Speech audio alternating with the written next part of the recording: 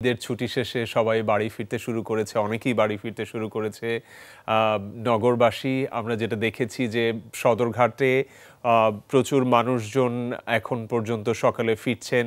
একই অবস্থা আমরা দেখেছি যে কমলাপুর রেল স্টেশনে সেখানেও মানুষজন ফিরছেন এবং বাসে করে যারা ফিরছেন, নিজেদের গাড়ি করে যারা ফিরছেন তারাও মূলত ফিরছেন। সেই খোঁজ খবরগুলো আমরা আপনাদেরকে এখন জানাতে চাই। ঢাকামুখী মানুষের চাপ এখন কেমন সে বিষয়ে খোঁজ খবর রাখছেন আমাদের সহকর্মী শরীফুল ইসলাম খান। শরীফুল কমলাপুরে আছে এখন, সরাসরি চলে যাচ্ছি শরীফের কাছে। শরীফ, শুভ সকাল।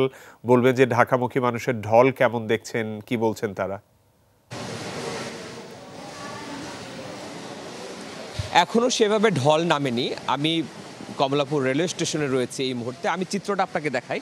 আপনি এই চিত্রটা দেখলে মনে হবে যে এক ধরনের শুনশান নীরবতা আছে। নীরবতা বলতে ঈদের দুদিন পরে যেরকম অবস্থা সেরকম অবস্থা নেই, কারণ এটা নির্ভর করে ট্রেন আসার উপর।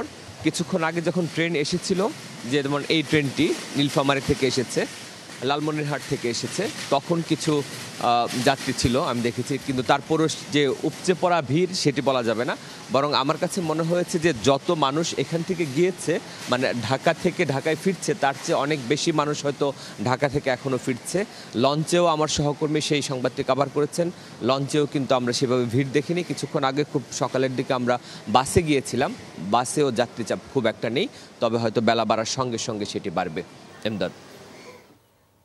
শরীফ, আপনাকে ধন্যবাদ।